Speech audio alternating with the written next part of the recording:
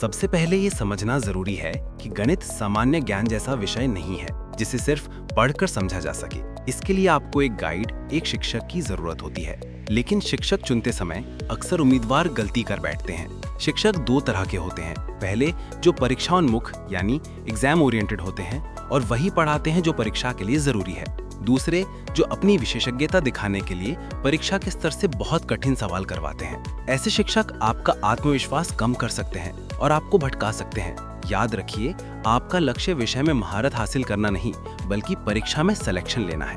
आपको गणित में पीएचडी नहीं करनी है, इसलिए केवल उतना ही पढ़ें जितना सिलेक्शन के लिए जरूरी है। स्मार्ट वर्क हार्ड वर्क से ज्यादा महत्वपूर्ण है। सफलता की कुंजी पेपर के विश्लेषण में छिपी है। यूपीएसआई परीक्षा में लगभग 35 से 36 प्रश्न अरिथमेटिक यानी अंक गणित से आते हैं और केवल 4 से 5 प्रश्न एडवांस मैथ यानी बीज गणित से आते हैं। ये विश्लेषण ही आपकी तैयारी की दिशा तय करेगा।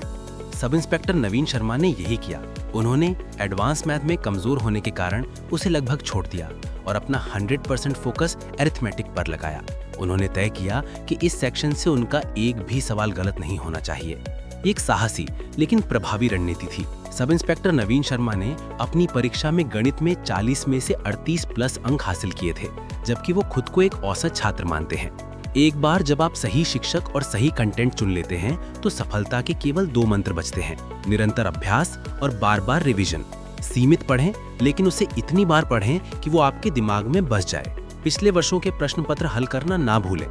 तो रणनीति बिल्कुल स्पष्ट है। पहला, परीक्षाोन्मुख शिक्षक चुनें। दूसरा, सिलेक्शन को लक्ष्य बनाएं, विशेषज्ञता को नहीं। तीसरा, पेपर का विश्लेषण करें और अपनी ताकत पर फोकस करें। और चौथा, निरंतर अभ्यास और रिवीजन करते रहें। उम्मीदवारों के लिए सलाह: उम्मीदवारों को ये समझना चाहिए कि परीक्षा में क्या पढ़ना है और क्या छोड़ना है। 100% स्कोर करना आवश्यक नहीं है। 75 से 80% अंक लाने पर भी चयन हो सकता है। अपने मजबूत क्षेत्रों को और भी मजबूत बनाएं। लगातार अभ्यास यानी प्रैक्टिस और रिवीजन सफलता की कुंजी है। सही रणनीति और खुद पर विश्वास के साथ आप भी गणित के डर को जीत सकते हैं और अपनी मंजिल तक पहुंच सकते हैं। शुभकामनाएं। ऐसे ही और उपयोगी वीडियो के लिए हमारे चैनल को सब्सक्राइब करना ना भूलें।